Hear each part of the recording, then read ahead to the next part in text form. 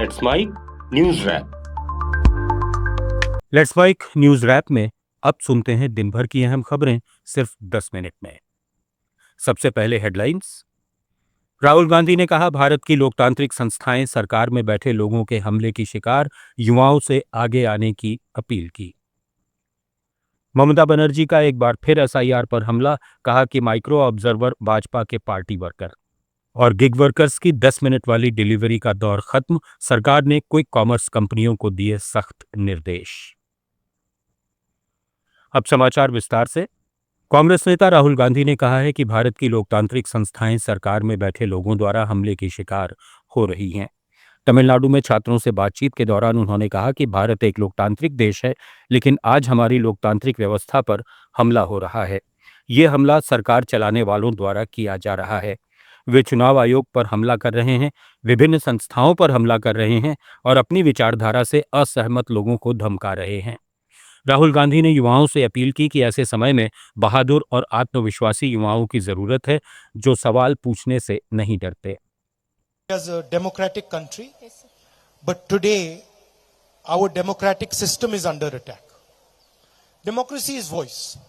So democracy is the idea that you should have a voice, I should have a voice, all these people should have a voice, all those children in front of us should have a voice. So democracy is what gives India its voice. And I've been saying that our democratic structure is under attack. And so our voice, the voice of our people is under attack.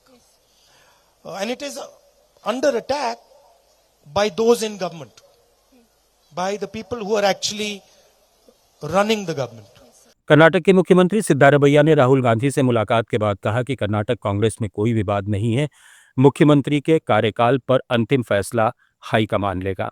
Mysuru में media से बातचीत में सिद्धारमैया ने स्पष्ट किया कि party में सब कुछ सामान्य है और एकजुटता बनी हुई है। ಆ ಥರದ್ದು ಇಲ್ವೇ ಇಲ್ಲ, ಅವೆಲ್ಲ ಪತ್ರಿಕೆಗಳಲ್ಲಿ ಚರ್ಚೆ ಆಗ್ತಾ ಇರೋದು. ಪಾರ್ಟಿನಲ್ಲಿ ಅವೆಲ್ಲ ಇಲ್ವೇ ಇಲ್ಲ. ಸಚಿವ ಸಂಪುಟ ವಿಸ್ತರಣೆ ಬಗ್ಗೆ ಯಾರು ನೀವು ಡೇಟ್ ಕೊಟ್ಟು ನಾನು ಮಾತಾಡಬೇಕು, ಡಿ ಕೆ ಶಿವಕುಮಾರ್ ಮಾತಾಡಬೇಕು, ನಮಗೆ ತಾನೇ ಗೊತ್ತಾಗೋದು. ನಾವು ಮಾತಾಡಿದೀವ?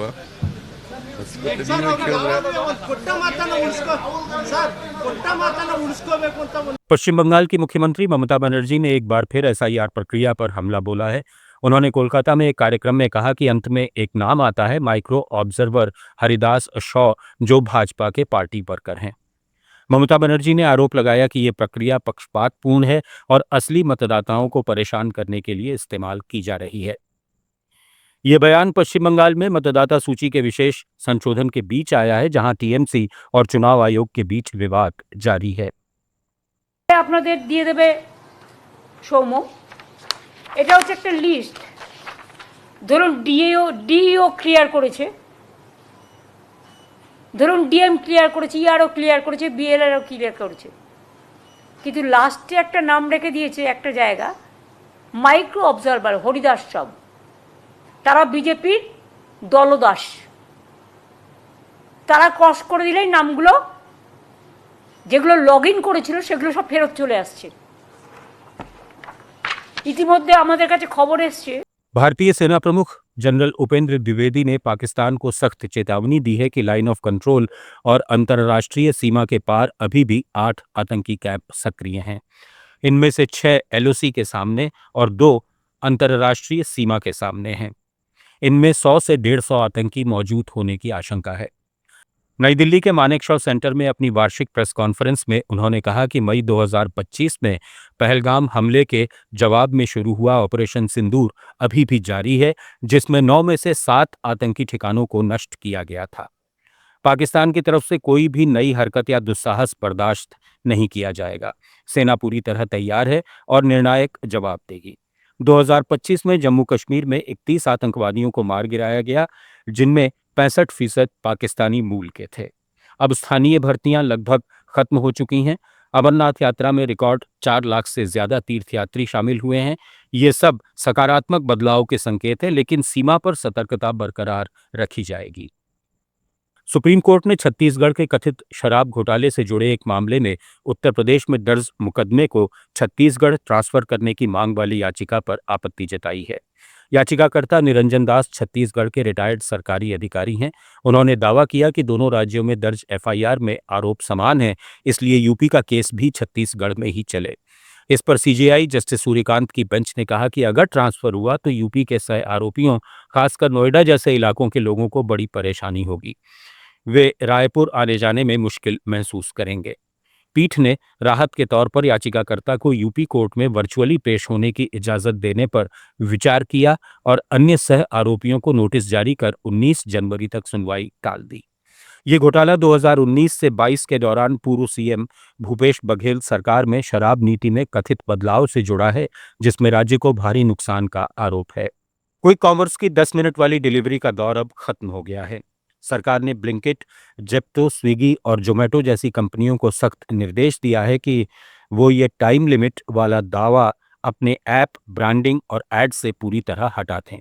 केंद्रीय श्रम मंत्री मनसुख मांडविया ने इन कंपनियों के साथ बैठक की और डिलीवरी पार्टनर्स की सुरक्षा को सबसे ऊपर रखते हुए ये फैसला किया। 10 मिनट का दबाव इन गिग वर्कर्स पर इतना पड़ता था कि वो तेज रफ्तार में गाड़ी चलाते, खराब मौसम में भी रिस्क लेते और कई बार हादसे भी हो जाते थे। ब्लिंकिट ने तो तुरंत अपना टैगलाइन बदल दिया। अब 10 मिनट में 10,000 से ज्यादा प्रोडक्ट की जगह 30,000 से ज्यादा प्रोडक्ट आपके दरवाजे पर लिखा है। बाकी कंपनियां भी जल्द ही ऐसा ही करेंगी। यह कदम सोशल सिक्योरिटी कोड 2020 के तहत गिग वर्कर्स को बेहतर सुरक्षा, बीमा और कल्याण देने की दिशा में बड़ा बदलाव है, जो हाल की हड़तालों और संसद में उठे सवालों के बाद आया है। मध्य प्रदेश में शिक्षा व्यवस्था पर कांग्रेस नेता दिग्विजय सिंह ने भोपाल घोषणा 2 के संदर्भ में भाजपा सरकार पर निशाना साधा है। उन्होंने कहा कि भाजपा नियमित शिक्षकों की नियुक्ति नहीं कर रही है और इसके बजाय अतिथि शिक्षकों को रख रही है। ये अतिथि शिक्षक उचित प्रशिक्षण से वंचित हैं, जिससे शिक्षा की गुणवत्ता में लगातार गिरावट आ रही है। शिक्षकों को नियमित करने और उन्हें पूर्ण प्रशिक्षित सुनिश्चित करने के लिए नीति बनानी चाहिए। सोने और चांदी के दाम आज दूसरे दिन ऑल टाइम हाई पर पहुंच गए। India Boolean and jewellers association के अनुसार 1 किलो चांदी की कीमत 6,256 रुपये बढ़कर 2,63,032 रुपये हो गई। कल ये 2,57,283 रुपये पर ऑल टाइम हाई पर बंद हुई थी। इस तरह 2 दिन में चांदी करीब 20,000 रुपये महंगी हो चुकी है।